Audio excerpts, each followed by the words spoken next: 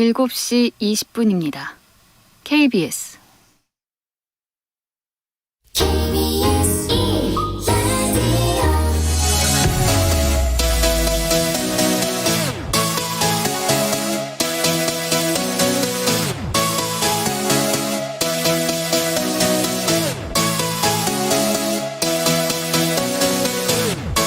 KBS 열린 토론.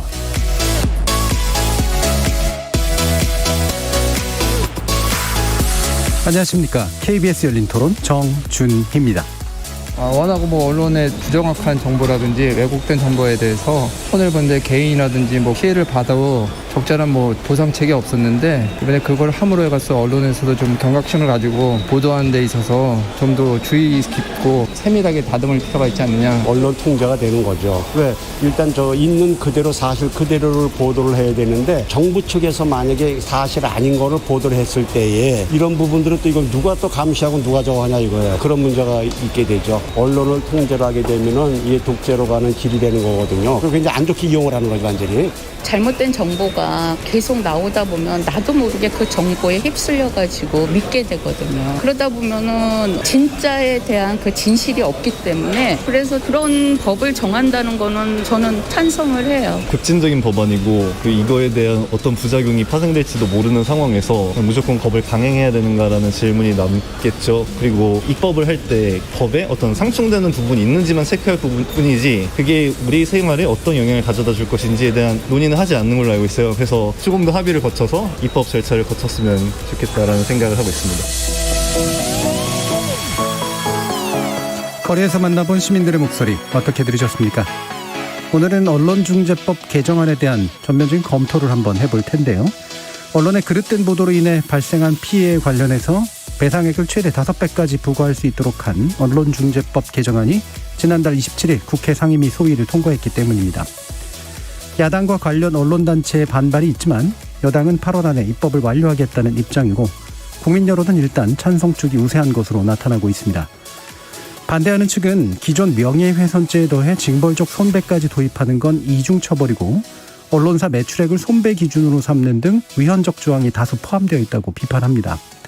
반면 여당은 허위, 조작 정보에 의한 폐해가 심각하지만 실질적인 피해 구제가 이루어지지 않고 있는 만큼 이를 보완하기 위한 법적 장치가 필요하다고 주장하고 있습니다. 이번 언론중재법 개정안이 언론 자유 원칙을 손상시키지 않으면서 그릇된 보도에 상응하는 책임을 묻고 피해 구제를 현실화할 수 있는 방안이 될 수 있을까요? 여야 의원 두 분과 함께 토론해 보겠습니다. KBS 열린 토론은 여러분이 주인공입니다. 문자로 참여하실 분은 샵 9730으로 의견 남겨주십시오. 단문은 50원, 장문은 100원의 정보 용료가 붙습니다. KBS 모바일 콩, 트위터 계정 KBS 오픈, 그리고 유튜브를 통해서도 무료로 참여하실 수 있습니다. 또 이제 콩에서도 보이는 라디오 들으실 수 있습니다. 시민 논객 여러분의 뜨거운 참여 기다리겠습니다. KBS 열린 토론 지금부터 출발합니다. 살아있습니다. 토론이 살아있습니다. 살아있는 토론, KBS 열린 토론. 토론은 라디오가 진짜입니다. 진짜 토론, KBS 열린 토론.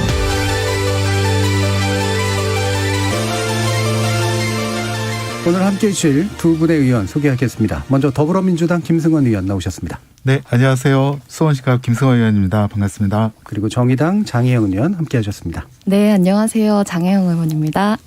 자, 지금 여당이 언론 개혁에 관련된 여러 이제 특위를 마련했고 또 관련된 그 여러 가지 법안들을 추진하고 있는데, 그 중에서 이제 오늘 이야기를 나눌 내용은 이른바 징벌적 손배제라고 흔히 통칭되는 언론중재법 개정안이죠. 여기에 관련된 내용을 좀 일단 발의해 주시는 김승원 의원께서 한번 설명해 주시기 바랍니다. 네네. 네, 언론중재법이 10년 만에 다시 개정이 되어서 법안 소위를 통과했습니다. 개정의 총론적인 취지는요, 가짜 뉴스로 인한 국민들의 그 피해 회복 구조가 핵심이고요. 두 번째는 지금까지 언론이 보고 싶은 것만 보고 쓰고 싶은 것만 쓰는 지금까지 그런 패습을 좀 바꿔야 된다는 거. 한마디로 보도 대상자에게 어떤 기사 내용이라든가 보도를 미리 알려주고 그들의 의견도 듣고 그들의 의견을 좀 실어 달라는 거. 그게 이제 총론적인 입장이라고 볼 수 있고요. 구체적으로 가면 우선 언론중재위원들의 자격을 강화하고 언론중재위원들의 숫자를 증원했습니다. 왜냐하면 이것은 피해 회복을 빠르게 한 위함인데요. 현행법은 14일 이내에 언론중재위에서 뭔가 결정을 해야 되는데 사건은 많고 중재위원들의 숫자는 적어서 평균 20일이 넘게 걸립니다. 그래서 숫자를 증원해서 국민들께서 원하시는 피해 회복이 빠르게 진행될 수 있도록 하고요. 그다음에 사전적으로 국민들의 피해를 예방하기 위해서 가짜 뉴스에 대한 그 열람 차단 청구권을 신설했습니다. 그래서 국민이 원하면 일단 정정보도의 예에 따라서 가짜 뉴스가 일단 차단되는 그런 효과를 기대하고 있고요. 두 번째는 정정보도 청구가 있음을 알리는 정정보도 청구 표시 제도도 도입을 했습니다. 그리고 정정보도 청구 기간을 6개월에서 1년으로 또 기간을 좀 늘렸고요. 그다음에 사후적으로는 우리 교수님께서 말씀하신 고의 과실 보도에 대한 기존 손해배상에 더해서 명백한 고의라든가 아주 현저한 중과실이 있는 경우에는 그 기본 손해의 5배까지 증액하는 법원에서 배상받을 수 있는 그런 그 가짜뉴스로 인한 피해 구조 조항을 넣었고요. 그다음에 정정보도에 있어서도 같은 시간, 그다음에 같은 장소, 같은 분량을 원칙으로 하되 최소 2분의 1 이상은 정정보도를 해야 된다라는 규정도 넣었습니다. 대략적인 내용은 이와 같습니다. 뭐 개략적이지만 많은 내용이죠. 그래서 맞습니다. 사실은 이제 저희 청취자 여러분들 가운데도 이게 언론중재위원회가 뭔지도 잘 모르시는 분들이 솔직히 좀 많아서 사실 이제 재판에 가기 전에 실제로 언론에 관련해서는 이해 당사자들, 다시 말하면 피해를 입은 사람과 언론사 사이에 일종의 조정 중재가 이제 일어나는 이제 사전 단계가 이제 보통 언론중재위원회라고 볼 수 있잖아요. 그렇습니다. 그럼 언론중재법을 개정해야 되는. 그래서 이 부분을 개정해야 되는 중요한 이유가 뭔지 한번 또 설명을 해 주시죠. 우선 지금 언론중재위에 접수된 그 사건의 수가 2020년도에 약 4,000건 정도 됩니다. 올해도 벌써 상반기에 2,000건을 넘었고요. 그만큼 가짜뉴스로 인한 국민들의 어떤 호소, 피해가 좀 많다라는 것을 뜻하는 것이고요. 그래서 그걸 갖다가 빨리 국민이 언론과 대등한 입장에서 분쟁을 해결할 수 있도록 국민에게 또 언론에게, 국민에게는 권한을, 언론에게는 언론의 그 사명과 책임을 다할 수 있도록 했고요. 반대로 언론도 정치 권력이나 경제 권력 한테는 의리 될 텐데요. 정치 권력이나 경제 권력이 언론에 대해서 예컨대 손해배상을 청구할 때는 고의 중과실 외에 악의를 갖다가 그것까지 입증하게 함으로써 언론이 정치 권력, 경제 권력에 대해서는 그 비판의 본래의 기능을 좀 더 원활하게 할 수 있도록 그런 권한을 좀 확대시켜줬다. 그렇게 말씀을 드릴 수 있겠습니다. 자, 여기 뭐 쟁점은 여러 가지가 있습니다. 왜냐하면 개정하는 제한이 여러 가지이기 때문에 장혜은 의원께서는 이 부분 중에 어느 부분에 주목을 해가지고 입장을 좀 얘기해 주실 수 있을까요? 네, 김승원 의원님께서 지금 최근에 소위를 통과한 이 언론중재법의 여러 가지 내용들을 좀 포괄적으로 설명을 해주신 것 같은데 아무래도 이제 가장 크게 각 언론인들도 포함하고 또 저희를 비롯한 다양한 야당들이 우려하고 있는 부분은 이제 대표적으로 보면은 이 고의나 중대과실로 인한 허위 조작 보도라고 명명된 것에 대해서 이 손배에게 5배에 달하는 손해배상액을 법원이 정할 수 있게 한 내용들, 이런 부분들에 대해서 좀 더 이제 저희가 또렷하게 봐야 되는 부분이 있다라고 말씀을 드리고 싶은 건데요. 그 전에 먼저 말씀드리고 싶은 건 당연히 어떤 국민의 알 권리라던가 그런 언론 개혁이라고 하는 것은 많은 분들께서 공감하는 시대적인 화두일 거라고 생각을 합니다. 근데 이런 언론의 신뢰도 하락의 원인으로 지목되는 것이 어떤 언론이 갖고 있는 편파성, 오보 이런 것들로 인한 시민적인 피해일 텐데요. 이런 문제를 해결하기 위해서 단순히 언론사에 대해서 더 큰 어떤 이제 징벌적 손해배상이라는 표현을 쓰기는 하지만 배액배상제라고 하는 표현이 저는 좀 더 적당하다고 생각하는데요. 피해 구제에 집중을 해서 이야기를 한다는 점에 있어서는요. 근데 그 부분에 있어서의 요건이 어떤 그 좋은 취지와는 취지와는 무관하게 어떤 가짜 뉴스를 잡으려다가 진짜 필요한 뉴스까지도 잡게 되는 그런 부작용이 발생할 수 있다라고 보는 관점으로 오늘 토론에 참여하고 있습니다. 예, 기본적으로 언론 개혁이 필요한 부분들이 있고 그다음에 피해 구제에 있어서 뭔가 좀 충실한 영역들이 좀 필요한 건 사실인데 현재 제한된 이제 배상은 그 가짜 뉴스를 판별하는 요건이랄까 고의 중과실을 판별하는 요건상에 있어서 부작용이 날 가능성이 상당히 좀 있다라고 일단 판단을 하고 계시는 것 같습니다. 자, 그러면 이제 구체적인 이제 쟁점 사항들 좀 볼 텐데 그러면 아무래도 제일 쟁점을 이제 이런 배액 배상에 관련된 이른바 징벌적 손배에 관련된 그런 내용을 장혜영 의원께서 좀 지적을 해주셨고 또 많은 분들도 그쪽에 좀 관심을 많이 두고 있기 때문에 일단 그 부분에 좀 집중을 해가지고 몇 가지 좀 논의를 좀 해보도록 하죠. 일단은 방금 장혜영 의원도 말씀을 주셨지만 그 요건 결국은 이제 악의적인 허위 조작 보도다라고 말하면서 이제 고의 중과실의 이제 기준에 관련된 이야기들을 쭉 해주시고 계시단 말이에요. 근데 이 고의 중과실의 기준에 어떤 부분이 요건상으로 이게 좀 부작용이 날 가능성이 높다라고 보시는지 장혜연 의원께서 좀 그럼 지적을 좀 해주시죠. 네, 제한되어 있는 이 개정안에 30조의 3이 신설이 되어 있고 그 조항이 고의 중과실의 추정이라고 하는 조항인데요. 총 그 하위 내용이 6가지로 이루어져 있습니다. 근데 당장 그 첫 번째만 하더라도 이 취재 과정에서 법률을 위반하여 보도한 경우라고 하는 내용이 들어 있습니다. 근데 이런 조항이 들어갈 경우에는 언론 보도의 본질하고는 전혀 관련 없는 위법 또한 이런 고의나 중대과실로 간주될 수 있는 그런 우려가 있는 거고요.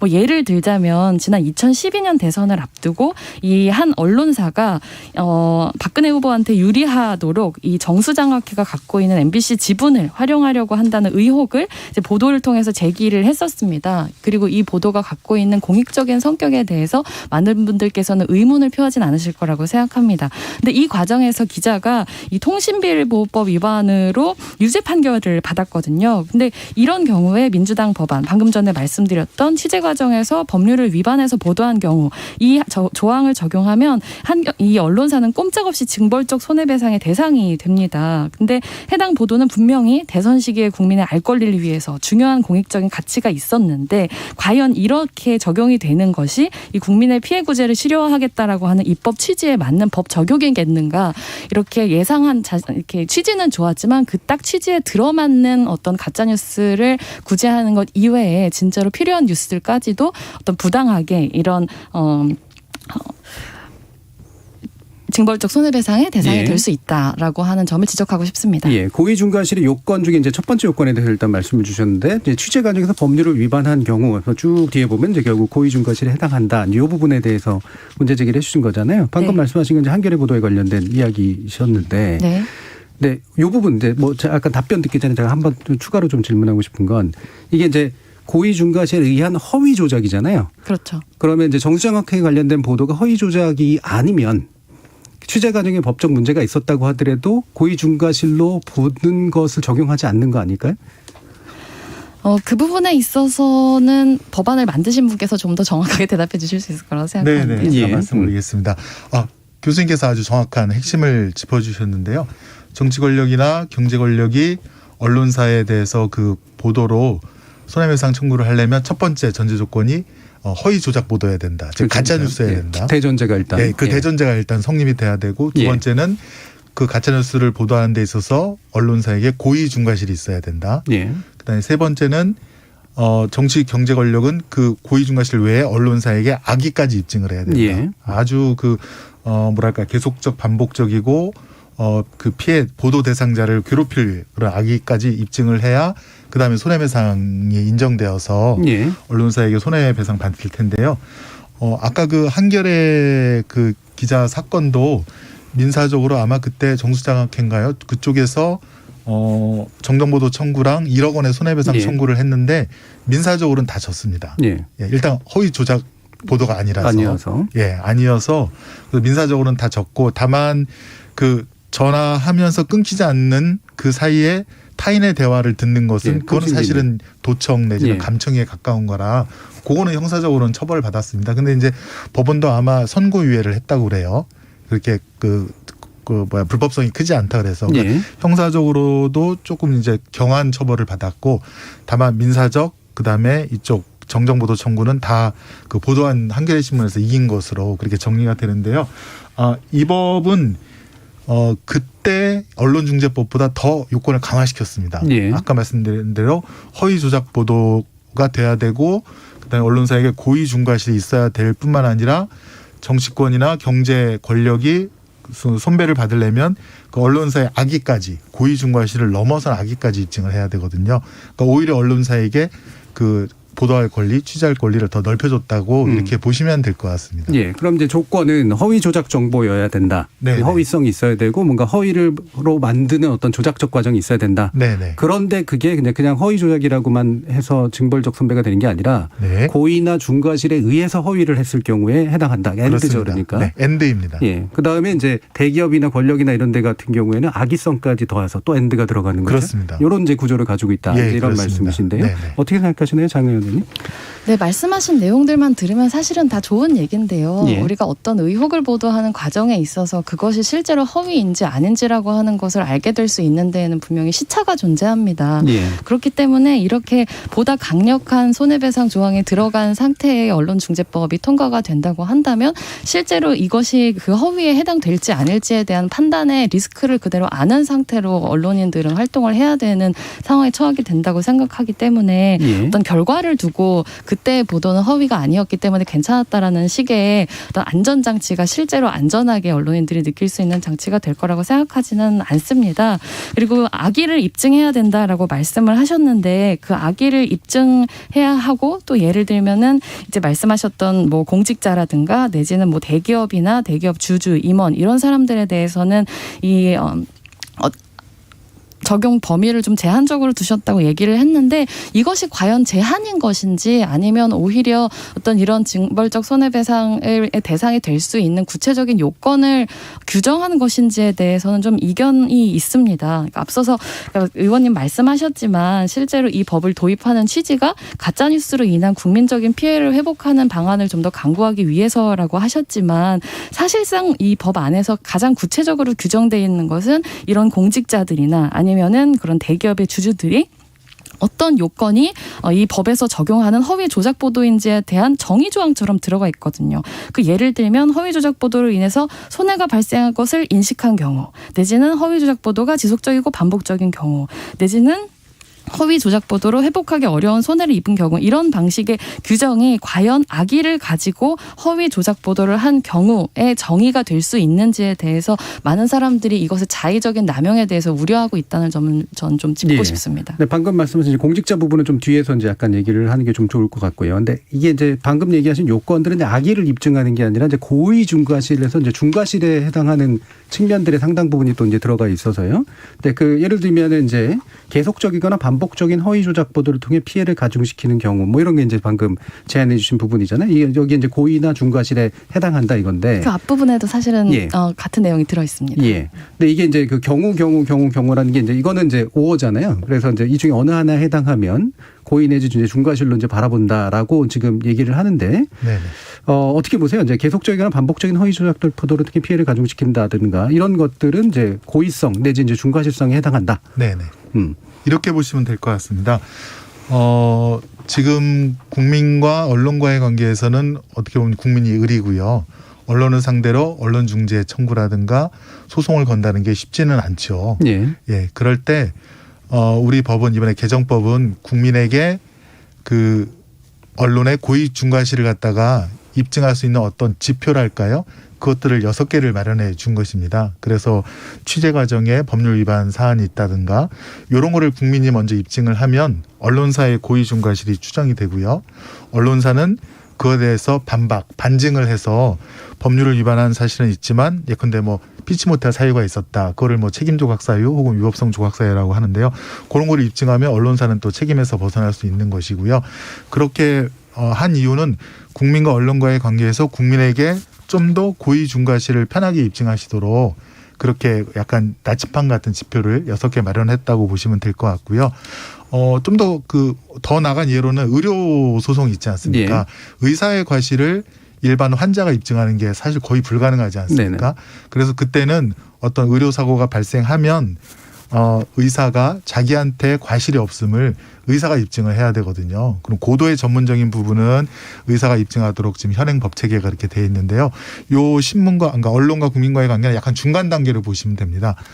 물론 우선 피해를 호소하는 분이 다 고의 중과 그러니까 상대방의 고의 중과실을 입증해야 되지만 언론중재법 개정으로 인해서 그 중간의 지표들을 국민이 그것만 입증을 하면 그러면 언론은 본인에게 고의 중과실이 없음을 반증을 해야 되거든요. 그러니까 적절하게 입증 분배를 이렇게 공정하게 나누었다라고 보시면 될 것 같습니다. 예. 그럼 일반적으로 입증 책임에 관련된 얘기를 지금 해주셨는데 좀 이따 이제 장혜원 위원의 의견도 한번 이 부분에 대해서 들어보고요. 그러니까 입증 책임의 전환이라는 보통 표현을 쓰는데 그러니까 국민하고 일반인하고 관련해서는 언론에게 입증 책임을 주고 공인이나 대기업은 그 소를 제기한 자들에게 입증 책임을 이제 주는 그런 방식이다라고 이해되는데 방금 김승원 의원님 말씀은 국민은 요 요건에만 해당하면 그것만 입증하면 일단은 추정을 하고 언론사는 그래서 반론을 이제 제기하면 되는 것이다.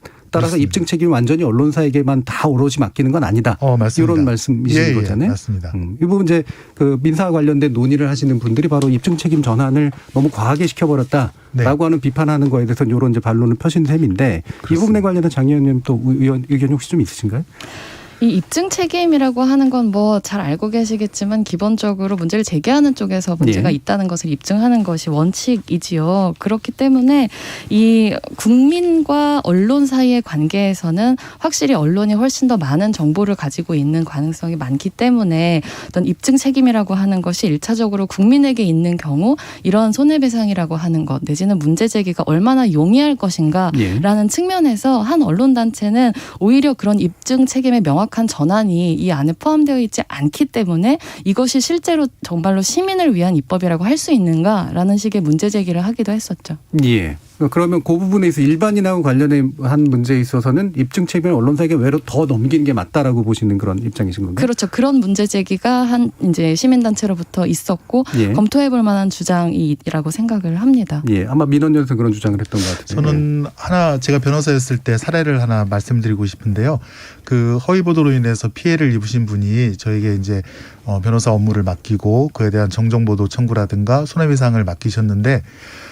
그런 말씀을 하시더라고요. 그 언론사가 허위 보도라는 걸 알고, 그러니까 제보자 말만 너무 믿었다. 사실 그때도 보도 대상자에게 크로스 체크만 하면 여기까지 안 왔을 텐데 아마 언론사가 과욕이 있었는지 제보자 말만 듣고 일방적으로 보도한 측면이 있거든요. 근데 나중에 사후적으로 보니까 제보자의 말이 100% 맞지 않고 상대방 그 보도 대상자 말도 들었어야 되는데 그러면 정정 보도를 해줘야 되는데 언론사 그 기자분이 뭐라 그러냐면 정정 보도를 하면 페널티를 받는다고 해요. 내부에서. 예. 그러면서 그냥 없던 걸로 해달라. 소를 다 취하해달라는 거죠. 그래도 최소한 정정 보도는 해줘야 되지 않느냐 요구를 하니 그 기자가 하는 얘기가 그럼 추가 취재를 하겠다. 계속 위협을 하는 거죠. 네, 단단하게 취재해서 그럼 뭐 털어서 안 나올 때가 있겠느냐. 추가 보도를 하겠다라고 얘기를 하더라고요. 그러니까 저희 그 피해자가 뭐라 그러냐면 변호사님 저 못 견디겠어요. 더 이상 안 할래요. 하고 그냥 포기를 하시더라고요. 그런 경우가 사실은 종종 있습니다. 그리고 저희 언론중재법 그 분쟁 사건 4,000건 중에 3분의 1이 그런 식으로 자진 그냥 철회하는 그런 분들이 3분의 1 정도 되는데요. 이 법에는 어떤 걸 뒀냐면 그런 걸로 악의적이거나 반복적으로 더 취재하거나 그런 보도를 내면 그것이야말로 5배 이내에 더 엄격한 손해배상을 해야 된다라는 규정을 그래서 넣은 겁니다. 그런 사례가 있기 때문에 그리고 이게 또 뭐 위헌적이거나 그런 건 아닌 게 2016년도에 대법원에서 언론 담당 판사들끼리 회의를 했는데요. 거기에 뭐라고 그랬냐면은 그 악의적인 보도에 대해서는 기존 손해배상액의 2배 이상 할 수 있고 그보다 더 할 수도 있다라고 하면서 여기서 악의적인 보도라 하면 반복적 계속적인 피해를 주는 보도 또는 보도 대상자의 아주 인격을 해하려는 게 명백한 그런 목표가 있는 보도 그다음에 언론사의 그 이익만 추구하는 어떤 낚시성 아니면 자극적인 제목과 기사로 언론사의 이익만을 추구하는 보도를 예시로 든 경우가 있거든요. 그러니까 대법원에서도 불법성에 따라서는 그 손해배상액을 2배 혹은 그 이상까지 증액해서 판결을 내려라라고 하는 그런 판사들 논의가 있을 정도로 이 점에 대해서는 현실적으로 예. 작동을 시켜야 되는 또 작동되고 있는 그런 그 어떻게 보면 책임 원리고요. 예. 그 내용을 이 법안에 담았다고 보시면 될 것 그럼 같습니다. 판사들에게서 논의되고 있는이라고 하는 거는 양형 기준 차원에서 논의되는 건가요? 아니면 판사들의 재판 지침서 같은 거죠. 재판 지침서. 예. 예. 언론 소송을 담당하는 재판장들끼리 서로 모여서 토론하고 그러면서 이런 경우에는 기존 손해배상액보다는 훨씬 증액해서 예. 더 가중시켜서 배상을 때리자라고 내부에서 이제 논의를 한 자료죠. 네. 자, 뭐 이 부분에 대해서 혹시 더 하실 말씀 있으실까요, 장 의원님? 네, 뭐 징벌적 손해배상 내지는 배액배상이라고 하는 것 자체가 우리 법제 안에서 가능하다라고 하는 논의는 사실은 상당히 폭넓게 있어 왔다라고 생각을 예. 하는데요. 그리고 이제 말씀하셨었던 어쩐 정말 언론에 의한 무고한 시민들의 피해에 대해서는 그 구제 수단을 더 강화하는 것에 있어서는 전 전적으로 공감을 하고 있습니다. 근데 말씀드렸었던 것처럼 이제 많은 사람들이 우려하는 것은 이러한 배액배상 제도가 시민들을 보호하는 어떤 그런 좋은 제도로 작용하는 것이 아니라 이미 충분한 권력을 가지고 있는 정치 권력을 갖고 있는 사람들이나 경제 권력을 갖고 있는 사람들에 의해서 악용될 소지가 지금 이렇게 소위를 넘어온 개정 안에는 여전히 너무 많이 남아있다라고 하는 걱정을 말씀드리는 거거든요. 배액배상 조건이 되는 이 허위보도의 고의성 중과실 판단 요건이라고 하는 것의 제일 첫 부분을 아까 말씀을 드렸는데 그 취재 과정에서 법률을 위반하는 경우 말고도 사실상 이 정정보도 청구 사실을 표시하지 않거나 내지는 그런 청구가 있는 기사를 인용 보도하는 경우까지도 전부 이런 고의나 중과실에 관련된 이제 허위보도 조작 혐의를 받게 될 수 있는 위험성을 이제 갖고 있는데 제가 말씀드리고 싶은 것은 지금 도입되어 있는 이 언론중재법상에서 정정보도를 하기 위해서 애초에 고의나 과실이나 내지는 위법성 같은 것들이 기본적으로 필요하지 않습니다. 그렇기 때문에 한편에서는 악의적인 의도를 갖고 있는 보도가 있다면 악의적인 청구가 있을 수도 있는 거거든요. 그런 어떤 언론에서 우리 기업의 혹은 우리 정당의 어떤 정치인의 비위나 의혹이 알려지지 않았으면 좋겠다고 생각해서 이런 종류의 정정보도 청구를 문제 제기를 할 수도 있습니다. 예를 들면 대표적으로 유성기업의 예를 들 수 있을 것 같은데요. 이 유성기업은 2018년에서 2019년 사이에 상반기까지 약 사실 노조 파괴라고 하는 단어를 언급한 모든 기사에 다 반론 내지는 정정보도를 청구를 했죠. 근데 이런 기사를 복제 인용하는 경우에도 이 법의 내용에 따르면 고의중과실상의 손배 대상이 되거든요. 근데 과연 이런 케이스가 의도하셨었던 그런 공익에 부합하는 케이스일 것인가에 대한 염려가 있다는 겁니다. 자, 이른바 이제 남소, 이제 소송 남발이나 이제 봉쇄적, 전략적 이제 소송에 관련된 이야기를 이제 해주신 셈인데요. 네. 관련돼서 답변 듣죠. 네, 사실은 언론중재법이 개정한 전에도 정치권 혹은 예. 경제 권력으로부터의 남소 혹은 봉쇄 소송이라고 하죠. 예. 그런 것들은 쭉 있어 왔던 것 같습니다. 여러분 기억하실지 모르겠지만 그 예전에 이명박 정권 때 광우병 사태를 보도한 MBC 예, PD 수첩에 대해서 그 PD를 구속시키고 그런 사례가 있었고 또 박근혜 정권 때인가요? 그 세계일보 예. 정윤회 문건 그 십상시를 내용으로 하는 그 문건을 갖다가 보도했을 때 그 세계일보 대표이사 편집국장 또 기자들 6명까지 형사고발하고 아마 그때도 이제 봉쇄 이런 소송을 예. 하려고 했었고요. 그다음에 경제 권력으로는 아마 쿠팡이 있다고 전 들었는데요. 쿠팡에서 일하시는 분들이 1년에 한 9분인가요? 과로로 돌아가셨을 때 그거를 갖다가 보도한 기자에 대해서 뭐 억대의 손해배상 청구를 한다든가. 근데 그런 소송들이 이 개정법 이전, 그러니까 언론중재법 개정 이전에 또 예. 이미 자행되어 왔던 예. 정치권 권력에 의한 경제 권력에 의한 어떻게 보면 이제 언론의 차단, 이런 걸 갖다 해왔었는데. 사실은 뭐 이건 개정안 때문에 더 증가한다라고 보기는 어렵고요. 제가 볼 때는 이 개정안에서는 그렇게 언론의 입막음을 하려는 정치권, 경제권의 소송 자체를 막을 수는 없습니다. 왜냐하면 재판 청구권이라는 게 있기 때문에 아예 못하게 막을 수는 없지만 저희가 그래서 그 악의 조항을 둔 거는 그래 정치권, 경제권 너희들 소송 제기할 수는 있어. 그렇지만 너희들은 국민들은 가짜 뉴스라는 것과 고의중과실 두 가지만 입증하면 되는데 너희들은 가짜 뉴스와 고의중과실 외에 언론이 아주 악의적으로 너희들을 괴롭히려고 했다는 그것까지 입증을 해야 돼라고 거기까지 이제 더 가중을 한 거죠. 예. 예, 그래서 일단은 그 소송이 나중에 결과가 나왔을 때 거기에서 이제 뭐 소송 비용 부담이라든가 아니면 언론사에서 과감하게 반소 청구를 할 수 있는 거죠. 우리가 악의가 없음에도 불구하고 또 이런 소송으로 인해서 남용이다. 예. 소송 남용으로 인한 뭐 손해배상 반소 청구를 할 수 있는 거고 그래서 정치권과 경제 권력에 대해서는 언론이 또 그래도 대등한 위치에서 싸울 수 있도록 저희가 언론의 그런 그 손해배상 요건을 아주 좀 축소시켜놔서 언론이 취재 보도할 수 있도록 그렇게 그 설계를 이렇게 구성하고 개정안을 통과시킨 겁니다. 예, 그러니까 현재 이제 언론중재법 개정안에 의해서가 아니어도 이미 남소나 전략적 봉쇄성은 과거부터 쭉 있었고, 있어왔죠. 네. 그래서 오히려 이번에 언론중재법 개정안은 악의를 입증하도록 함으로써 네네. 혹시나 이제 소송을 제기할 수 있는 가능성을 오히려 더 낮췄다. 네네. 그렇습니다. 이런 이제 말씀이신데요. 네네. 네, 어떻게 보세요? 그렇습니다.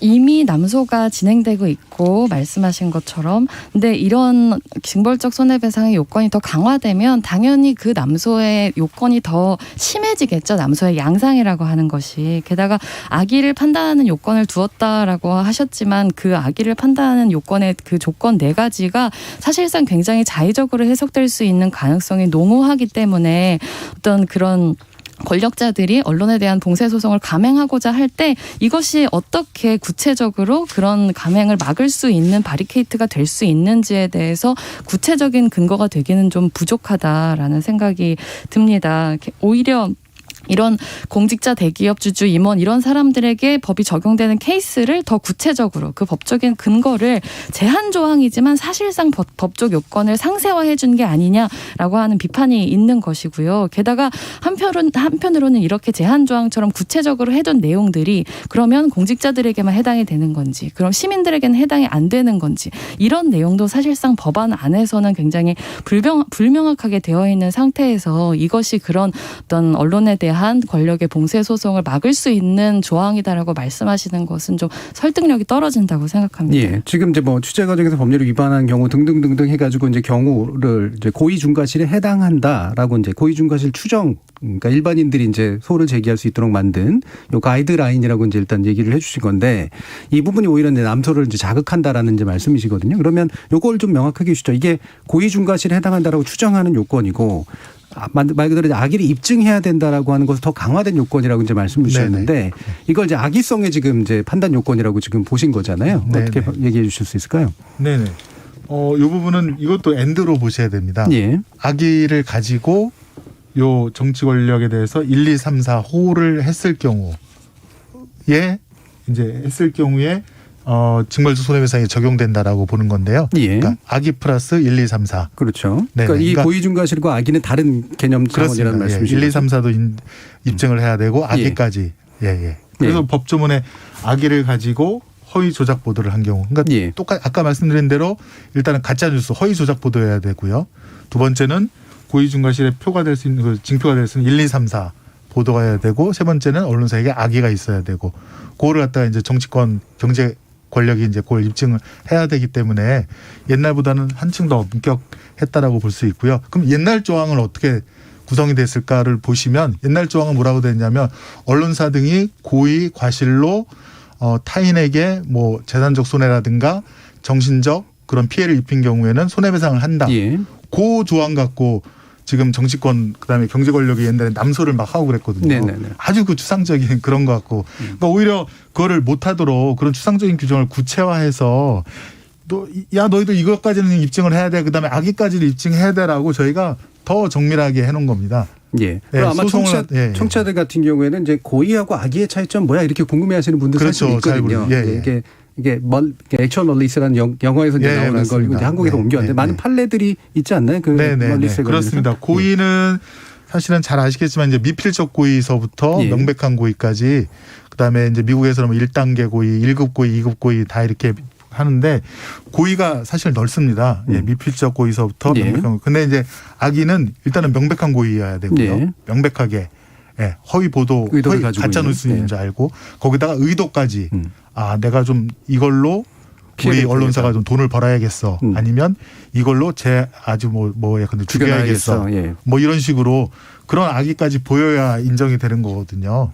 그러니까 정치권 경제 권력에 대해서는 언론사가 그 정도의 악의가 있지 않는 한은 징벌적 손해배상으로는 안 간다라는 거를 갖다가 이게 명시를 해둔 겁니다. 예. 요거에 대해서 아마 뭐 되게 정치권이나 경제 권력은 그 자문 변호사들이 있을 텐데 요거 보면 옛날보다는 더 입증하기가 어려워졌다라고 분명히 이렇게 자문을 받을 겁니다. 예. 그래서 지금 더 난리를 치고 있는 건지도 모르겠습니다. 예. 그럼 제가 이제 뭐 아까 이제 장 의원님 제기해 주신 부분을 약간 더 보강해서 다시 한번 또 질문을 드리면 네네. 이게 이제 허위라고 하는 것도 아까 이제 그 얘기를 해주셨잖아요. 허위가 이제 시간을 두고 나면 사실은 허위가 아닌 것으로 네네. 이제 밝혀지는 경우가 있어서 그 시점의 한계라는 게 좀 있잖아요. 네네. 그다음에 허위의 중대성 여부도 좀 있지 않습니까? 심각한 예. 허위와 사실은 약간 모호하지만 허위인 경우도 있고, 이제 그렇게 되면 허위 자체의 심각성 여부를 따지는 거랑 네. 그다음에 고의성을 따지는 게 이제 결합됐을 때 이제 큰 게 효과가 나타나는 건데, 이게 물론 재판부의 판단이겠습니다만 심각한 수준의 허위에다가 바로 여기에 고의성의 요건, 중과실의 요건이 결합돼 가지고 났을 때에만 되는 건지, 아니면 그냥 적당한 종류의 허위인데 거기에 어느 정도 고의나 중과실성이 결합되면 또 이제 피해 보상이 상당히 손배적으로 이루어져야 되는 건지 어떻습니까?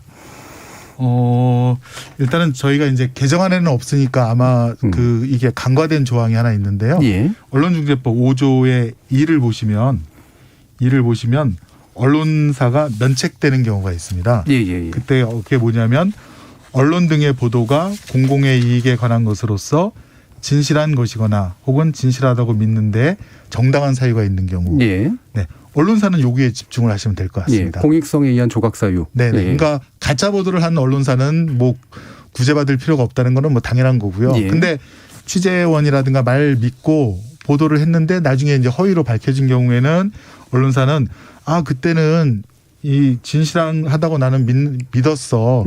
그럴 만한 사유가 있었어라고 하시면 다 면책이 되거든요. 면책을 입증하면 된다. 네네. 5조 의항은 살아 있는 것이고요. 예. 네네.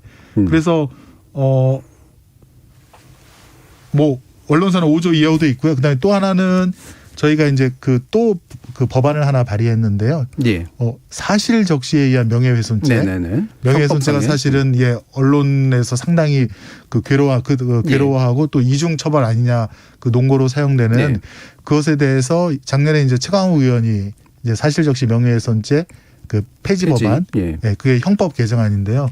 그거를 냈고 저희 민주당도 그와 비슷한 내용의 법안을 냈습니다. 예. 그래서 올바른 사실 보도를 하는 경우에는 형사적으로도 아무런 문제 없이 처벌 안 받고 조사 안 받을 수 있도록 그렇게 하는 보완적인 장치도 이번에 같이 마련해서 발의를 해놨습니다. 예. 그러니까 그게 또 언론 전체들에서 흔히 이제 이중처벌이다라고 이제 주장하면서 반대 네네네, 목소리를 그렇습니다. 내는 게 그 근건데 네네. 그것도 이제 동시에 이제 발의했다. 네네. 폐지하는 법안을 발의를 했습니다. 예. 근데 요것만 통과시키고 그거 통과 안 시키면 어떻게 이런 식의 그렇죠. 생각을 할 수도 있잖아요. 왜냐하면 예. 말씀하신 것처럼 예. 이것이 위헌적이다, 예. 이중처벌이다라고 얘기하는 게 그런 사실적시에 의한 명예훼손이 살아있기 때문인 것인데, 그 이중처벌이라고 하는 내용을 인식을 하셨고 정확히 대응을 하시려면 이 언론중재법을 처리하는 과정에서 동시에 처리가 되어야 하는 것이 사실상 맞는 것이죠. 사실 뭐 그런 면이 없지는 않은데, 예. 네네, 예. 네. 뭐 믿을 수밖에 없는 건지 어떻게 얘기해 주실 수 있을까요? 예, 사실은 뭐 저희도 그러고 싶은데 지금 이제 언론사의 허위 보도 가짜 뉴스도 문제지만 그 유튜브 상에서 예. 1인 미디어가 아주 자극적인 그런 걸로 그 수익을 목표로 하는 네. 그 가짜 뉴스들, 가짜 그 미디어들이 많지 않습니까?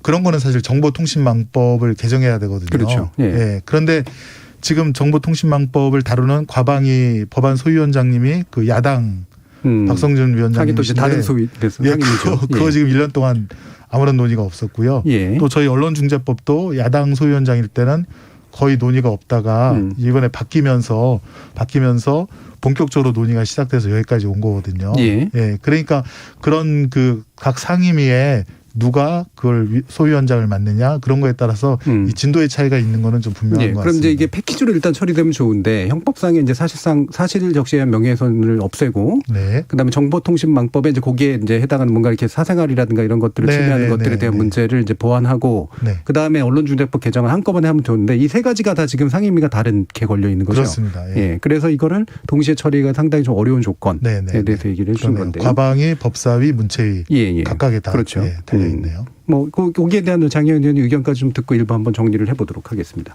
네, 그렇기 때문에 바로 국회에서 협치가 중요하다라고 얘기를 하는 것이죠. 아무리 다수결로 많은 것들을 밀어붙일 수 있다고 하더라도 그렇게 국회 운영의 묘에 있어서 다양하게 권력이 분산되고 권력과 권력에 대한 견제와 균형의 장치들이 있기 때문에 하나의 상임위에서 밀어붙인다고 하더라도 다른 상임위에서 그렇게 갈 수 없기 때문에 어떤 협치의 분위기를 만들어 가야 하는 것인데 언론중재법 같은 경우에는 사실 어떻게 보면 언론 영역에 종사하시는 분들 당사자부터도 어떤 이런 좀 더 나은 구제 절차가 필요하다라고 하는데 공감을 하고 있어서 더 많은 논의, 더 풍부한 논의를 하면 분명히 합의제를 통해서 진행이 되고 말씀하신 것처럼 말씀하신 것과 같은 형법 개정을 함께 갈 수 있을 텐데 오히려 너무나 서두르게 급히 충분한 논의 없이 밀어붙이고 있기 때문에 이렇게 불완전한 상태의 입법이 진행되고 있는 게 아닌가 저는 그런 생각이 듭니다. 예. 반론을 좀. 그 반론은 제가 바로 2부 시작하면서 바로 듣도록 하겠습니다. 저 청취자 의견을 좀 들어보고요. 바로 2부의 논의가 바로 그런 이제 처리 과정에 관련된 논의이기 때문에요.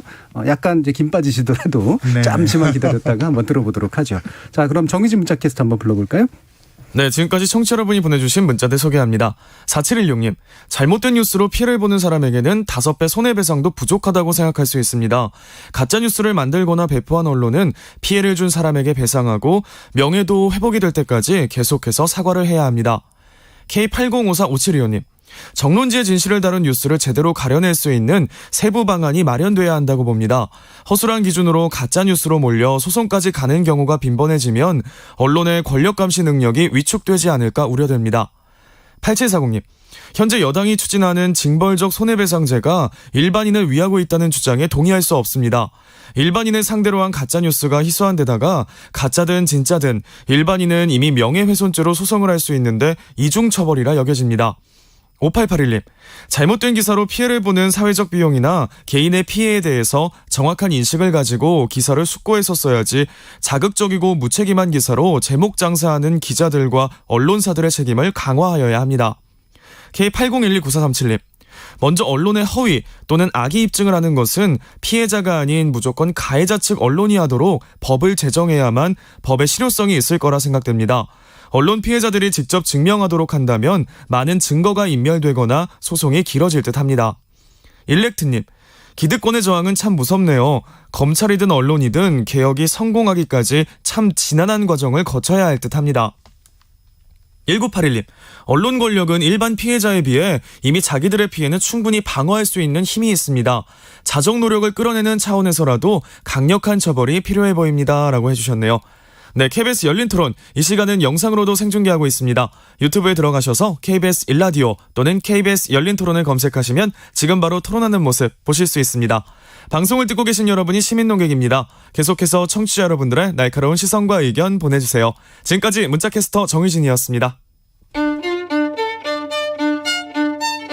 토론이 세상을 바꿀 수는 없습니다. 하지만 토론 없이 바꿀 수 있는 세상은 어디에도 없습니다.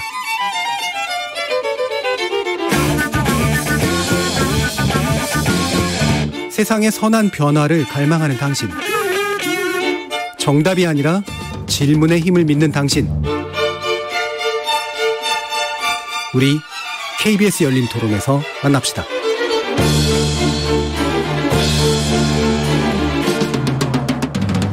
KBS 열린 토론, 오늘은 국회 소위를 통과한 언론중재법 개정에 관련된 검토를 해보고 있는데요. 정의당 장혜은 의원 그리고 더불어민주당 김승원 의원 이렇게 두 분이 함께하고 계십니다. 자, 아까 이제 장혜은 의원께서 1부 마치기 전에 그러니까 그거를 협치로 이제 해결해야지 특정 소위에서 이제 여당이 힘으로 밀어붙이면 되느냐 이런 점 말씀해 주셨는데 반론해 주시겠다고 하셨어요, 김승원 의원님? 언론중재법 개정, 특히 이제 징벌적 손해배상에 대해서는 그 국민 한 80% 정도가 찬성을 하고 계신다는 여론조사도 있고요. 저희는 이것이 이제 현실에서도 필요하다고 느꼈기 때문에 계속 저희 모여서 이제 논의하고 토론하고 스터디하고 또 언론 관계자 단체, 시민단체들과도 간담회를 했습니다. 예. 그래서 한 10여 회 이상 이렇게 토론을 했는데 이제 저희가 법안을 본격적으로 이제 개정하려고 소위에서 논의하고 토론하는 과정에 이제 그때서야 이제 제가 좀 황당한 게 뭐냐면 야당 의원님들이 나는 이해가 안 된다. 나를 설득시켜라라고 하는 거예요. 예. 근데 우리는 모두 다 국민의 어떻게 보면 심부름꾼이지 않습니까? 국민이 아픈데 그다음에 그 울고 싶은 곳을 저희가 찾아내서 그걸 갖다가 빨리 바뀔 수 있는 국회의원은 법안을 바꾸고 또 정책에 대한 예. 관리 감독을 하는 것인데 너무나도 그냥 뭐랄까요 그 문제 의식 없이 내가 설득이 안 되니 또 뭐 이렇게 좀 바꿔달 통과가 안 된다 예. 이런 식의 그 협상의 태도는 뭐 국민의 공복으로서 가져야 될 자세는 아닌 것 같고요. 예.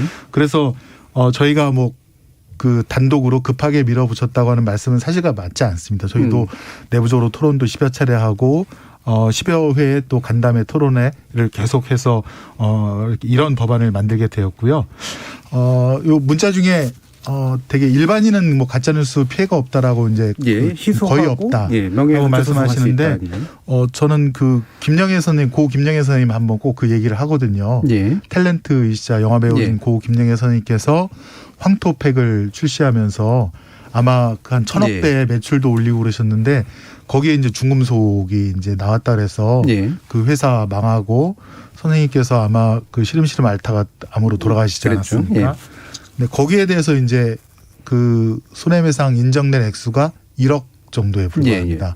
정말 지금 생각해봐도 너무 터무니없이 작은 금액이죠. 그런 점에서는 우리 법원이 좀 더 국민의 어떤 생명권이라든가 인격권 이런 거에 대해서 좀 더 중하게 생각해서 충분한 배상이 되도록 그 내부 지침처럼 좀 세게 충분하게 피해 배상을 할 필요가 있고요.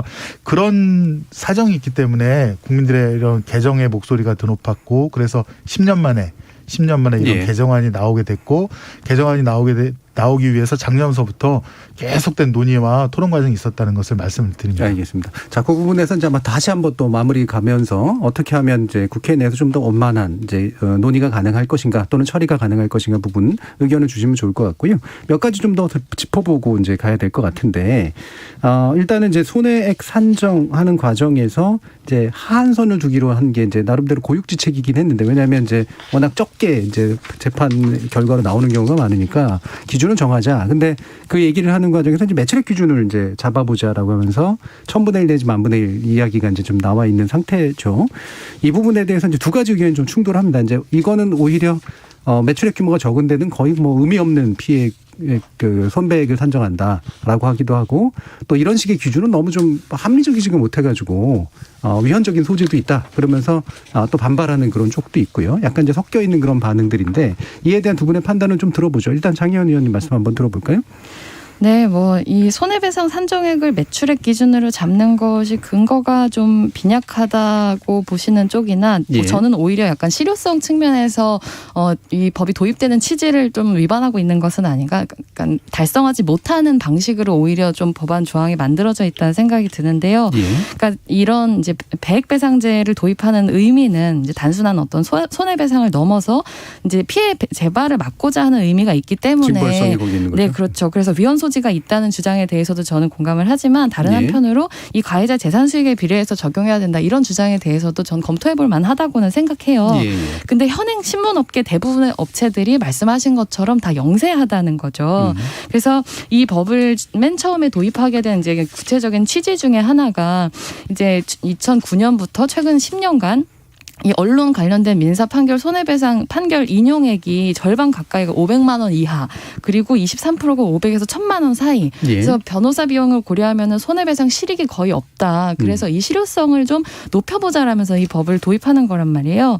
근데 이런 이제 손해배상 상한액 그리고 하한액이라고 하는 것을 매출액 기준으로 두면 현행 신문업체의 93.7%는 이 손해배상 상한액이 500만 원 수준에 불과합니다. 예. 그래서 법률의 도입 취지하고는 달리 개정해봐야 이런 피해 재발을 막을 정도의 배상액을 부과받을 언론사가 거의 없다는 거죠. 예, 오히려 징벌성이 이제 작동하지 못한다라는 쪽에 이제 의견을 좀 주신 건데요. 네네. 예, 김성현 예, 의원님. 예. 모처럼 장혜영 의원님과 의견이 같은 것 같습니다. 예, 예, 예. 기쁜 마음으로 반론하겠습니다. 같은데 왜 반론하세요? 그래서 그 개정안 전에는 그럼 어떻게 했을까? 예, 그럼 판사한테 다 맡겼거든요. 그랬죠. 변론의 전 취지랑 증거조사 결과에 따라서 상당액을 해라.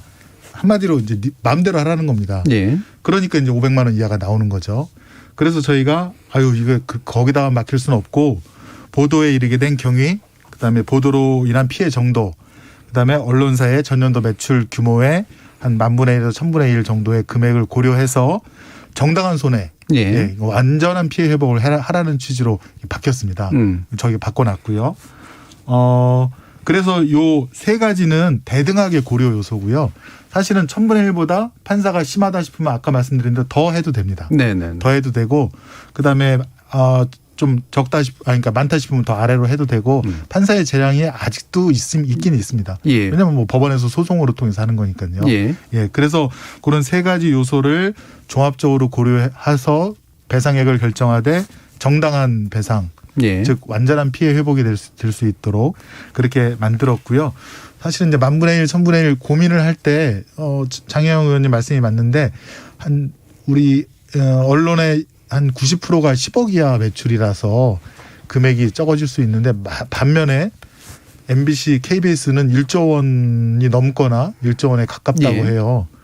그러면 저희가 이제 10,000분의 1에서 100분의 1도 고민을 해봤는데 100분의 1이면 KBS 어마어마하더라고요. 예. 그래서 그거는 우리가 좀 정할 수 없고 일단은 10,000분의 1에서 1,000분의 1로 하고 그다음에 그걸 고려해서 판사가 일단은 정당한 손해배상을 정하라는 취지로 판사에게 아직도 많은 재량을 준 것은 사실입니다. 예. 그렇지만 어떤 면에서는 이게 가이드라인이 되어서 그래서 이제 저희가 요 기준액에다가 5배까지 할 수 있도록 예. 예. 그래서 1,000분의 1이지만 5배로 하면 좀 더 충분한 정당한 배상이 되지 않을까 싶었고 대략 그 조선일보가 한 15억 정도 나오고요. 최대가. 예. 예. 그다음에 5배를 고려했을 때. 5배를 고려하면 네네. 그다음에 KBS가 한 100억 정도 예. 예, 최대한 그래서 그건 좀 많다라고 해서 예. 이런 어떻게만 뭐 그런 시뮬레이션을 좀 돌려보고 예.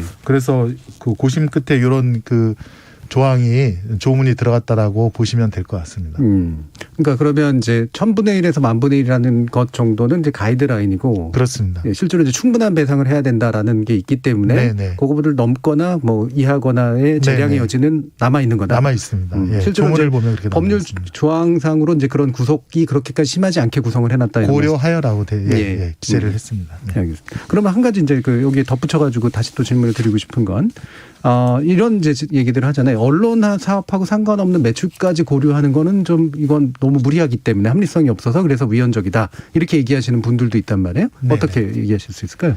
지금 언론사 중에 상장사가 아마 거의 없을 겁니다. 예. 상장사는 이제 공시를 진실되게 해야 되고 허위인 경우는 이제 처벌을 받는 그런 어떻게 보면 이제 그 안전핀이 있는데요. 언론사들은 대개 상장사가 아니고 사실은 내부 신문 보도로 인한 매출과 그렇지 않은 기타를 사실은 좀 자의적으로 예. 회계 분리가 명확하지 않단 말씀이시죠. 예, 변경할 수 있어서 예. 그거를 정확하게 그걸 산출하기가 일단은 쉽지 않고요.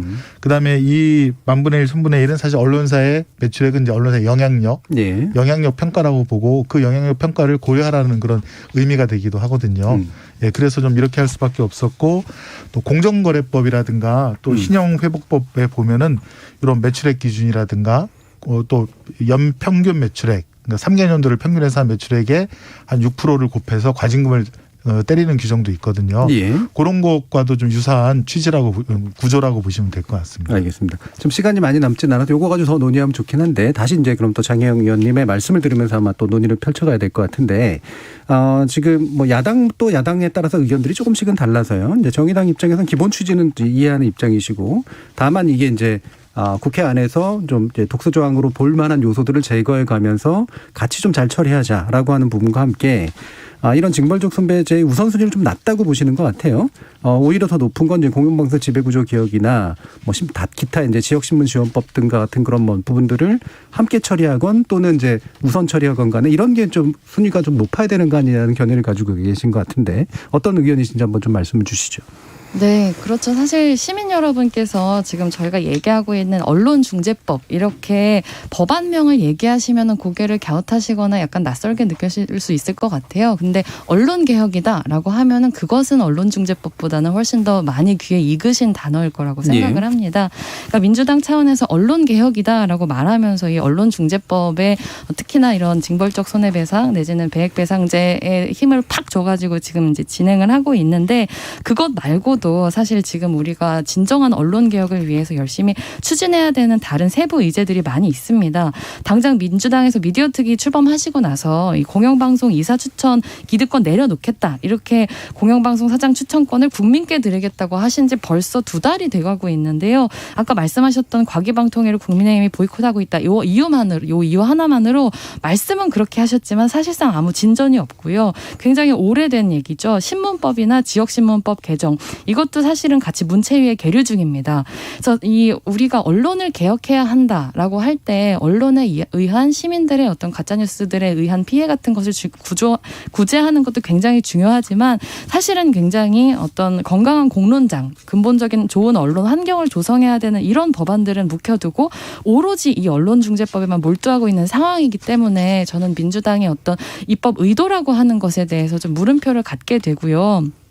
일례로 많은 분들 기억하실 텐데 이 더불어민주당 송영길 대표님께서 이제 과거에 그 광주 철거 참사에 대해서 본인께서 워딩을 잘못하시고 나서 여론의 문매를 맞으셨잖아요. 근데 이거를 어떻게 규정하셨냐면 악의적인 언론 참사다, 이렇게 언론 탓으로 전적으로 돌리셨어요. 그러면서 그 귀결을 미디어 환경 혁신의 정치적 소명을 걸겠다, 이렇게 끝내셨거든요. 근데 많은 국민들은 사실은 지금은 반성을 해야 될 타이밍인데 이런 식의 적반하장격 기승전 언론 개혁으로 귀결되는 걸 들으면서 도대체 이 민주당의 언론 개혁이 누구를 위한, 무엇을 위한, 왜 하필 지금 이렇게 만들어져야 하는 언론 개혁이어야 하는지에 대해서 의구심을 갖고 계신 것이 사실이라고 생각합니다. 예. 그러면 요약하자면 지금 언론중재법 개정안을 급히 밀어치는 건 오히려 정치적으로 오해되거나 아니면 정치적인 의도가 더 있는 것 같다라고까지 해석할 수 있는 건가요? 어떻게 지금 얘기는? 어떤 정치적인 의도가 있는 것인지가 의구심이 든다라고 말씀을 드리고 싶고, 예. 그런 의구심에 더해서 제가 말씀을 드리고 싶은 건 왜 이것을 굳이 계속 징벌 프레임으로, 언론에 대한 징벌 프레임 일변도로만 가져가는 것인가. 언론 개혁이라고 하는 굉장히 총체적인 이슈를 예. 하필이면 이런 대선을 눈앞에 둔 정치적인 관심과 언론의 역할이 아주 중요하게 요구되는 시점에 이런 공포 분위기, 압박 분위기를 언론에게 조성하는 것인지에 대해서도 의구심이 있습니다. 예. 뭐 의구심 이상이신 것 같아요. 말씀 들어보면. 예. 네네. 일단 말씀드리겠습니다.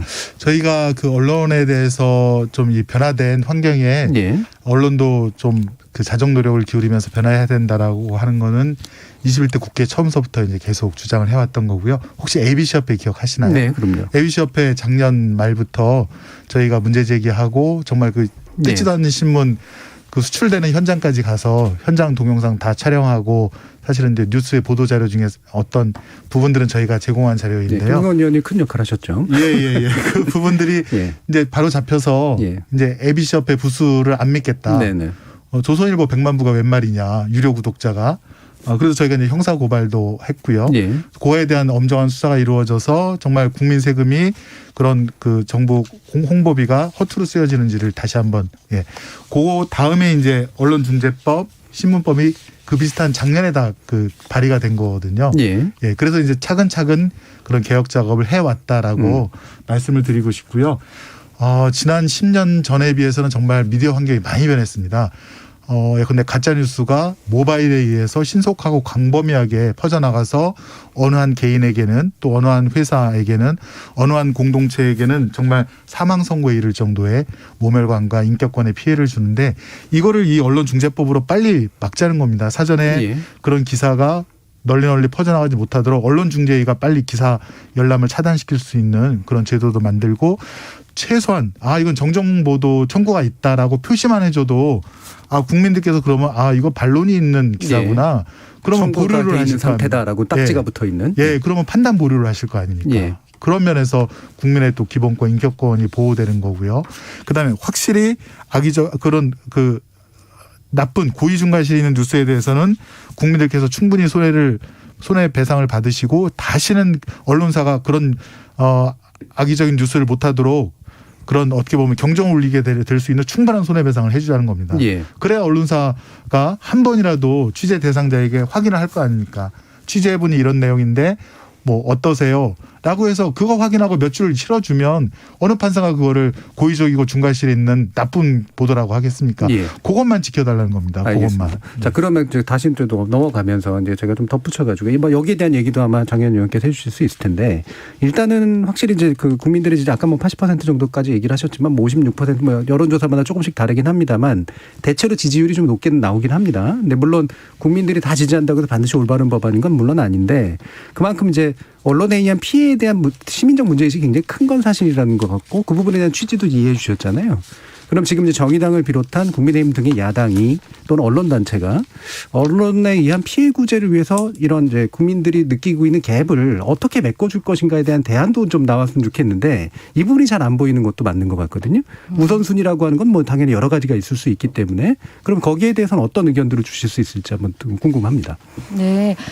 이렇게 배액배상제가 일각에서 하나의 대안으로 사실은 오랫동안 얘기가 되어져 온 측면이 있지만 예. 이런 배액배상제라고 하는 게 가지고 있는 그러니까 징벌적 손해배상이라고 하는 별명을 갖고 있는 것처럼 어떤 응징이나 단죄 이런 종류의 수단이 아니라 피해자 구제에 좀 더 초점을 둬가지고 예를 들면 뭐 민사재판에서 늘 낮게 책정되어 온 경향이 있었던 위자료를 뭐 현실에 예. 맞게 높이자는 주장 같은 위자료 것들이 현실화. 예. 네, 있어 오기도 했었죠. 근데 앞서서도 말씀드렸었던 것처럼 어떤 시민에 대한 구제 수단을 강화하기 위한 이런 배액배상제 자체에 대해서는 저는 이제 공감을 하는 입장이지만 예. 앞서서 뭐 입증 책임에 대한 얘기가 나왔던 것처럼 과연 이 조항들을 통해서 시민들이 자신의 피해를 입증할 수 있는 어떤 실효적인 수단이 이 법안에 명확하게 적시되어 있지 않기 때문에 그런 수단을 어떻게 우리가 적절하게 마련할 수 있을 것인지에 대해서라도 저는 국회 차원에서의 더 많은 논의가 좀 필요하다 이런 말씀을 드리고 싶고요.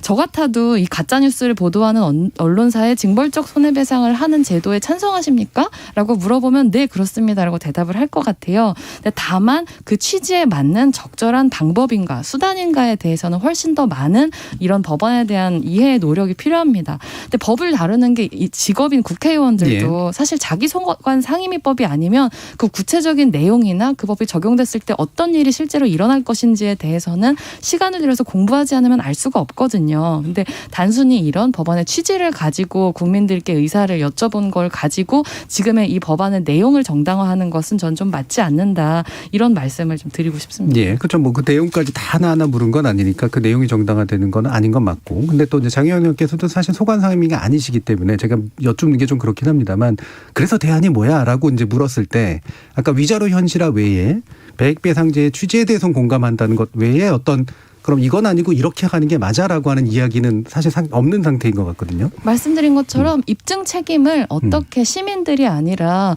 언론에 정확하게 부과할 수 있을 것인가에 대한 심도 깊은 논의는 저는 하나의 대안이 될 수 있다고 생각합니다. 그러니까 입증 책임을 언론사에게 오히려 더 돌리는. 네. 예, 그거 언론단체 하면 난리 날 텐데. 예. 네. 저는 언론사를 보면 예. 두 가지가 생각이 나는데요. 첫 번째는 언론사가 참 공적 업무를 담당하는 예. 사회 공기이자 어떻게 보면 목탁과 같은 존재가 돼야 되고 그러면서도 먹고 살아야죠. 언론사도 영리기업이니까요. 기자분들에게 월급 줘야 되고 그래서 그럼 언론사가 누구 눈치를 볼까? 아무래도 광고주겠죠. 예. 예, 광고주인 대기업이라든가 혹은 언론사가 어떤 일을 하고 싶을 때 근데 종편하고 싶을 때 정치 권력과 눈치를 봐서 종편 허가를 얻는다든가 그런 식으로 해서 또 이제 또 활로를 한번 뚫어본다든가 그러면 언론이 올바르게 하려면 누구 눈치를 봐야 되나? 저는 국민 눈치를 봐야 된다고 생각합니다. 예. 국민을 의식하고 국민을 위해서 취재하고 보도하는 그런 언론. 그래서 언론중재법은 국민과 언론이 대등한 관계에서 분쟁을 해결할 수 있는 그런 내용이 많이 들어가 있는 거고요. 예. 두 번째는 저는 그래서 국민이 언론사에게 바우처를 주는 그런 미디어 바우처를 갖다가 발의를 했는데요. 예. 정말 제 속마음은 그 정부 광고비가 1조 정도가 나가는데 그거를 그냥 국민들께 2만 원씩 나눠드려서 8,400억 갖고 18세 이상 국민 4,200만 명에게 2만 원씩 8,400억을 들여서 국민들이 직접 좋은 언론, 좋은 기사에다가 바우처를 주어서 언론사들이 그 바우처를 주는 국민을 믿고 뛸 수 있도록 그래서 눈에 정말 심지를 켜고 정치권의 부조리, 경제 권력의 특혜 예. 이런 걸 갖다가 기자들 한 1, 2만 명이 찾으러 다니면 우리나라의 부정부패 이거 금방 끊어질 겁니다. 예. 국민 말을 보고 뛰는 언론 예. 그거 한번 꼭 만들어보고 예. 싶습니다. 김승원 의원께서 이제 밀고 계시는 이 미디어 바우처법 저도 물론 관심이 많은데 네. 깨알같이 홍보까지 해주셨습니다. 자, 거기에 대해서 간단하게 한번 또 이제 코멘트를 뭐 바우처법에 대해서는 아니고 언론계가 어떻게 좀 같이 좀 처리했으면 좋겠다라는 부분에 대한 장애인 의견도 한번 들어보죠. 네, 저는 이렇게 언론에 대해서 어떻게 징벌할 것인가, 응징하는 수단을 강화할 것인가라는 논의 일변도로 흘러가다 보면 마치 지금 우리 언론의 신뢰도가 낮고 언론이 편파적인 이유가 다 언론 때문인 것처럼 그렇게 생각하게 되는 문제가 일어난다고 생각하는데 과연 언론의 신뢰도가 낮은 게 언론 때문일까라고 한다면 그 신뢰도 낮다고 얘기할 때마다 인용되는 보고서가 있잖아요. 로이터 예. 저널리즘 연구소에서 나온 신뢰도 조사인데 그 보고서에서 한국에서 가짜뉴스의 최대 진원지로 꼽힌 것은 사실은 다름 아닌 정치인이고요. 예, 예. 그리고 작년에 그 사회통합실태조사에서도 국민 신뢰도 꼴찌 기관은 사실 언론사가 아니라 국회였습니다. 그러니까 정치가 나서서 이런 언론의 편파성이라고 하는 것을 조장하고 그리고 우리 국민들이 지금 처해 있는 미디어 현실이라고 하는 것도 어떤 확증 편향을 강화하고 내가 가지고 있는 생각과 조응하는 뉴스를 나는 더 많이 본다라는 종류의 연구 결과가 나와 있는 상황에서 언론이 좋은 언론은 국민이 선택하는 언론이다라고 하는 것은 물론 일견 맞는 말이지만 과연 그것이 정말로 좋은 정론직필의 언론 환경을 구성하는 유일한 방법인가라고 하는 데 있어서는 훨씬 더 다양한 각계각층의 목소리를 들어야 되고 다른 누구보다도 정치권에 있어서의 자성이 저는 가장 필요하다고 봅니다. 예, 알겠습니다. 국회의원께서 이런 얘기를 해주시니까 당연히 뭐 반겨서 아마 들으실 것 같은데요, 청취자께서. 자, 그러면 이제 마무리 발언 해주실 텐데 혹시라도 좀 부족했던 부분이 있으시거나 또는 강조하고 싶은 내용이 있으시면 한 1분 정도로 한번 말씀 들어보도록 하겠습니다. 김승현 의원님. 네. 최근에 그 조선일보 출신 분들이 그 김영란법 위반 사건 여러 가지 예. 특혜 그다음에 선심성 뇌물이랄까요? 그런 거 받아서 또 무리를 일으킨 것이 또 보도가 많이 되었는데요. 그런 것 같습니다. 지금 언론 권력이 거의 100년이 넘는 그런 족벌 언론들도 있고요. 이 변화하는 시대에 좀 더 혁신적인 그런 언론 생태계의 조성을 마련해야 되고 그래서 언론들도 정말 그 취재 보도에 있어서 그 크로스 체크하면서 정확하게 사실을 보도할 수 있는 그런 그 뭐랄까 이유인이 있어야 된다고 생각합니다. 아까 자꾸 미디어 바우처를 말씀드린 이유가 첫 번째 국민들께서 미디어 바우처를 가짜 뉴스를 반박하는 정론 예. 거기에다 주겠다. 그다음에 정치권의 부정부패, 그다음에 경제권의 특혜를 고발하는 그런 기사에 주겠다. 세 번째 우리 공동체의 앞날을 제시하는 그런 보도에다 주겠다. 국민들께서는 현명하십니다. 현명하시고 그런 기사에다가 본인이 받은 바우처를 줄 마음의 준비가 되어 있다라고 하시고 한 70-80%가 바우처를 그런 데 쓰겠다고 하시거든요. 국민만을 믿고 저희 언론도 좀 더 단단하게 좀 이렇게 중심을 잡고 가셨으면 좋겠다라는 생각이 듭니다. 알겠습니다. 자, 장혜윤 의원 말씀 듣죠? 네, 저는 지난 2015년의 교훈을 좀 기억할 필요가 있다고 생각합니다. 당시에 박근혜 정부가 이 사이비 언론을 막는다고 하는 명목으로 5인 미만 인터넷 신문을 강제 폐간하는 신문법 시행령을 밀어붙였는데요. 결국에는 2016년 10월에 헌재에서 위헌 결정이 났었습니다. 일률적이고 강압적인 방식의 언론 규제는 아무리 그 취지가 좋고 의도가 좋다고 하더라도 표현의 자유를 침해하거나 여론의 다양성, 여론의 제 역할을 못하도록 오히려 훼손하는 결과가 날 수 있기 때문에 언론이 사회적인 책임을 다할 수 있는 환경을 조성하는 방법을 반드시 같이 궁리해야 된다고 생각을 합니다. 그래서 언론의 이런 편파성이나 가짜뉴스, 허위 왜곡 이런 문제는 전반적인 미디어 환경의 어떤 디지털 온라인화 이런 문제와 더불어서 고전적인 언론 사주 권력을 신문 편집권을 독립시키는 문제, 또 거대 양당 중심으로 갈라져 있는 정치가 미디어에 미치는 영향, 또 정치가 갈라진 그 지형대로 갈라진 지지자들이 미디어에 요구하기까지 하는 편파성 문제를 총체적으로 따지기 위해서라도 더 깊은, 더 오래된, 더 진중한 논의가 국회에서 필요하고 그렇기 때문에 8월에 여당에서 이 문제를 강행하시는 것은 매우 우려스럽다. 이렇게 마무리하겠습니다. 알겠습니다. 자, KBS 열린 토론 오늘 어려운 토론 두 분 해주셨는데요. 더불어민주당 김승원 의원 그리고 정의당 장혜연 의원 두 분 모두 수고하셨습니다. 감사합니다. 감사합니다. 네, 고맙습니다. 오늘 살펴본 내용처럼 이번에 제출된 언론중재법 개정안이 피해구제의 현실화라는 입법 취지를 제대로 달성하기 위해서는 돈과 권력을 가진 이들에 의한 소송 남발 위험성 등 여러 가지 방지 장치가 필요할 거라고 생각을 합니다. 하지만 이를 두고 비판적 언론의 재갈을 물리기 위한 폭거라든가 50 시절의 보도 지침을 연상케 한다는 등의 격앙된 목소리를 내는 건 오히려 문제의 본질을 흐릴 위험이 있습니다. 격렬한 반대 구호를 내세울 열정만큼이나 충실하게 피해자 구제를 위해 좀 더 실효적인 대안이나 언론 스스로의 선제적 자정장치를 마련하는 노력을 보여줬다면 정말 상황이 지금처럼 흘러왔을까요? 지금까지 KBS 열린 토론 정준이었습니다.